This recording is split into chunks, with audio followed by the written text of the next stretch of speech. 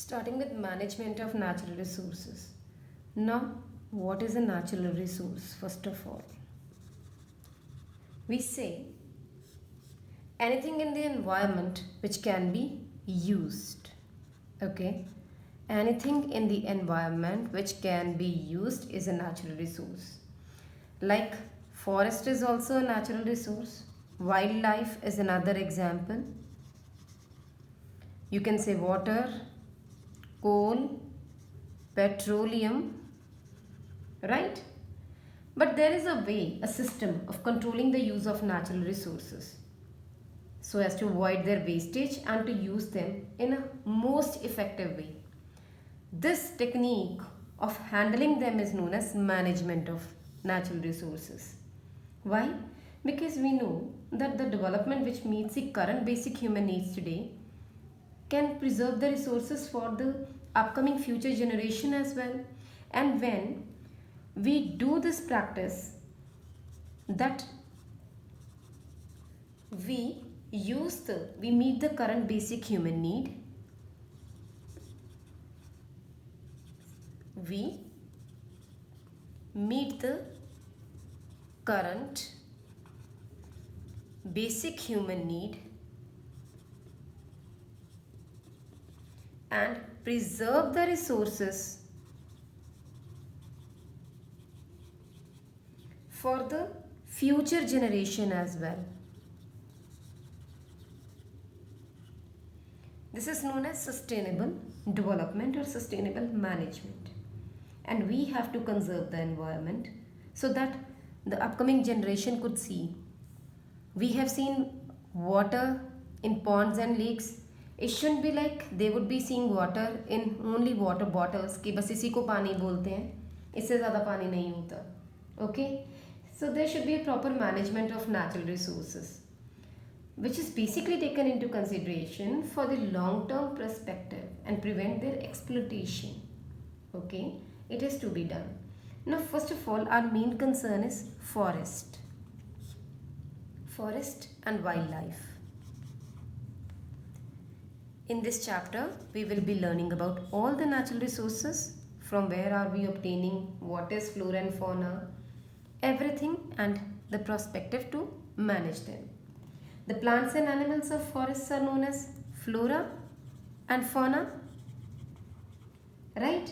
Due to the presence of large number of species, we say that there is a biodiversity hotspot.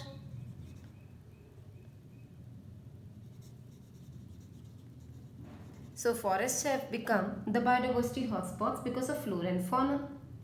What is the meaning? The main aim of management of forest and wildlife is to conserve this biodiversity which we have inherited. And if we will not maintain that ecological stability of the forest, what will happen? Deforestation, a damage to this biodiversity. How? Now we are taking 3 or 4 points which are going to highlight that how are we basically providing a link for the biodiversity loss. Okay, we will talk ourselves, or we will use the term stakeholder. Stakeholder क्या होता है? Stakeholder is a person with an interest or a concern in something. A person with an interest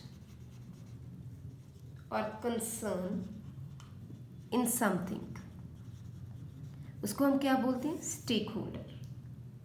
When we consider management, we have to use the word stakeholder. Okay, management where conservation or management of wildlife, forests, we have to use this word stakeholder. We say there are four stakeholders. First is the people who live in and around the forest, who live in and around the forest. Obviously they take much interest, right? Why much interest? Because they are dependent to some extent on the forest produce to lead their life. They are dependent on forest produce. to lead their lives. Right? Number two. Number two, we move to the forest department.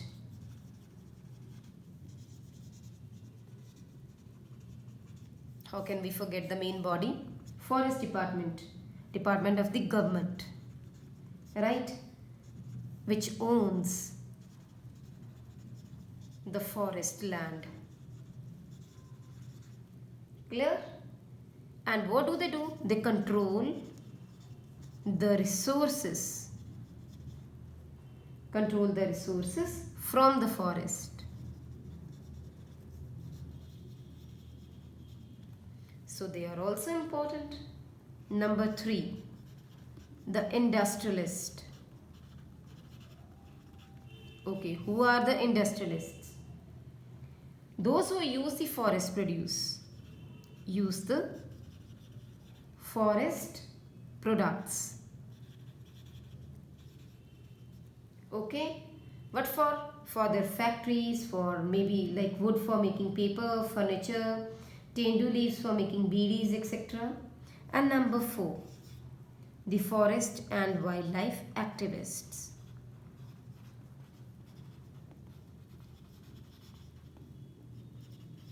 Activists, और इनको हम बोलते हैं forest and wildlife enthusiasts, people like you and me, who want to see the forest in their pristine form, who want to explore or see the forest in its pristine form.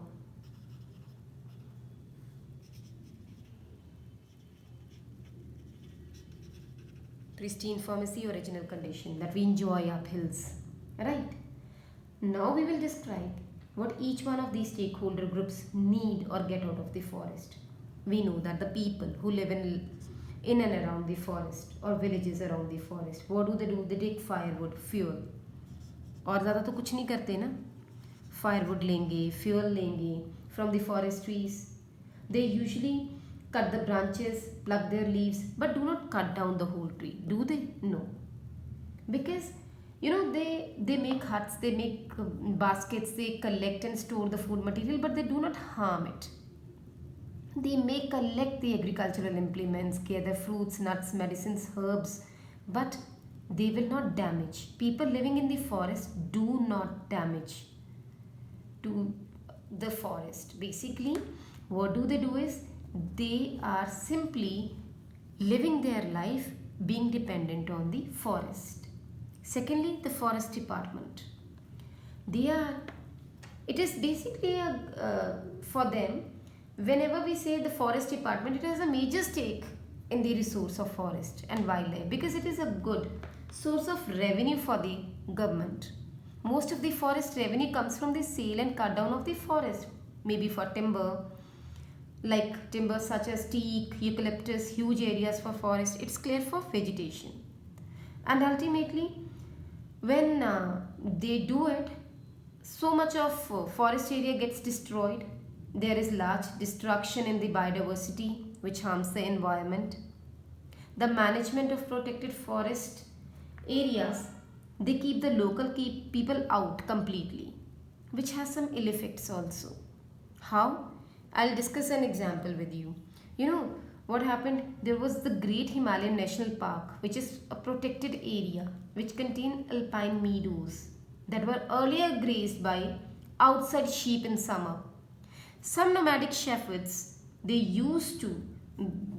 had no permanent home. They used to drove their flock of sheep up from the valley to the area every summer. Now, after the formation of Himalayan National Park, the grazing of the sheep was not allowed. So this has harmed the effect of growth on vegetation. Why? Because there was no regular grazing. No grazing. The grass first grows very tall, then falls over the fresh growth, and ultimately this entire beauty is gone. That lush green valley has lost its beauty, and the developmental project like building roads through the forest and construction of dams, it is also damaging the forest. Even the large inflow of tourists, people like you and me who would like to go, for their benefits, building of rest houses, and everything has been done. And dumping of waste material by the tourist, it's also damaging the forest. So ultimately, the forest department, simply for the revenue, they have they have made a they have played a major role in harming the environment. Okay, then we move to the industrialist. How the industrialists, they have generally taken major interest. Why? Because the source of the raw material for all the industry, for the forest produce, that comes from the forest itself. For whenever we see that they need paper for the factories, they need to make wooden furniture. So then most of the industries, these are based on the forest produce, like the timber industry, paper manufacturing industry, and sports equipment industry. So most of the deforestation is caused by the industrialists also. It is true, wood from the forest tree is needed for manufacturing various types of goods. But at the same time, efforts should be made to make up the loss of trees also, no? Whatever is cut down from the forest. There should be a proper technique of planting the saplings in the forest in place of cut down trees, but no one bothers that. Only the destruction thing, which is mainly seen everywhere. And the destruction affects not just the availability of forest, but also the quality of the soil, source of water, biodiversity loss. Everything is to be counted. And a major program called silviculture has been started to replenish the forest by growing more and more trees and plants. It's a major program. It is a kind of initiative to replenish the depleting forests. So basically, silviculture program has many advantages. What it does? It produces large quantity of raw material for the industry, like timber and paper industry. It increases the area of earth under forest. It maintains a perfect water cycle. It prevents soil erosion. It prevents floods. Okay. And moving to the fourth one, the forest and wildlife activists. There are certain people who are not dependent on the forest in any way, and who want forest and wildlife to be conserved to prevent undue damage to the environment. They start by working for the conservation of large wild animals like tigers, lion, elephant.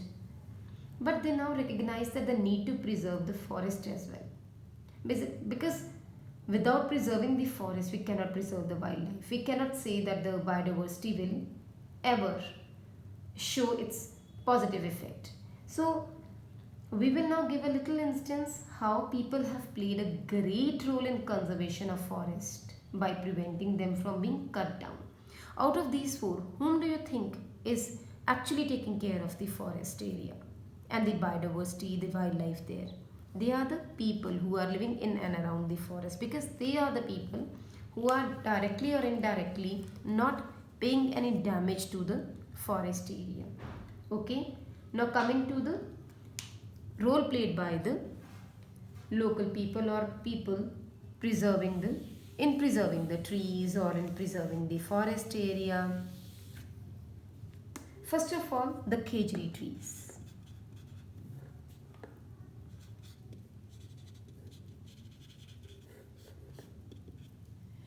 There is a Bishnoi community. Bishnoi community. Now it is in Rajasthan state. This Bishnoi community in Rajasthan state of our country, for whom conservation of forest, was conservation of forest and wildlife has been a religious belief. In 1731, Amrita Devi Bishnoi, Amrita Devi Bishnoi, who led a group of 363 people. Later on it was confirmed that they were 369. 363 or 369 persons who sacrificed their lives for the protection of khejri trees in Khejrali village near Jodhpur in Rajasthan. Okay, this shows the determination of some people. for work for the conservation of their natural environment. And now what the government is doing? Government has announced an Amrita Devi Bishnoi National Award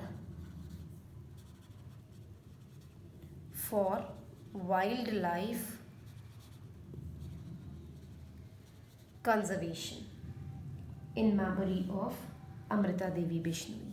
Okay, this is the award which has been instituted recently by the government. Not recently, but yes, it has been awarded to people who generally took a step forward for the conservation of wildlife and forest. Second is the Chipko Andolan.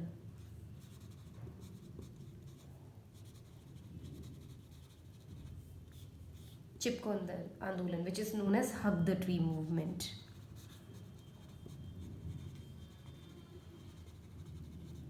Now, what happened in it? This is another example of contribution of common people towards the conservation of forest. Here, this is also from a remote village, Reni, in Garhwal.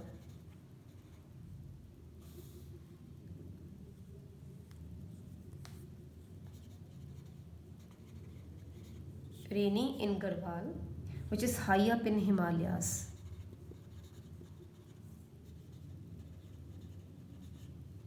Again in 1970s,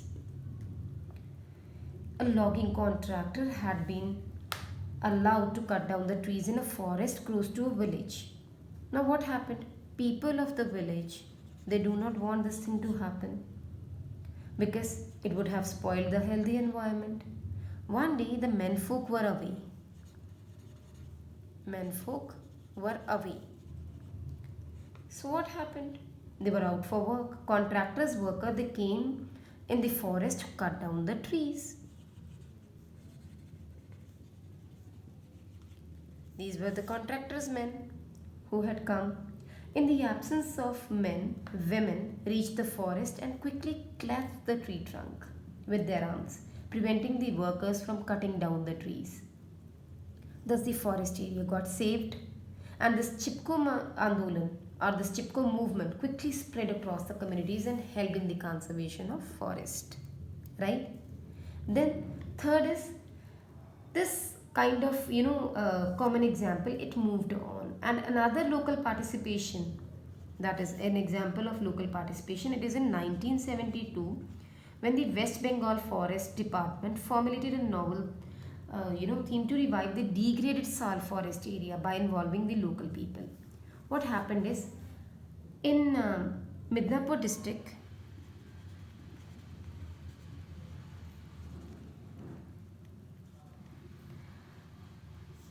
a far-sighted forest officer, A.K. Banerjee,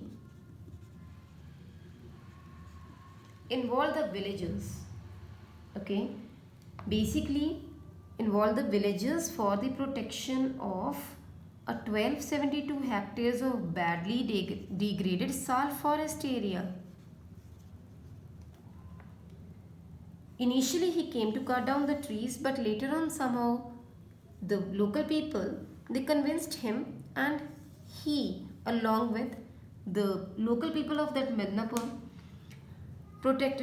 altogether protected this degraded Sal forest area. In return, people have got employment both in silviculture and harvesting operations of the forest. Basically, they have got jobs also, and they have got a reward of 25% of the final harvest produce, and were allowed to collect firewood, fodder from the forest area on a normal payment. So with this active and willing participation of local people around the forest, the degraded Sal forest area has become thick and green within 10 years. Alright, and this is how large scale invite from people and their mainly participation has saved the trees to a greater extent.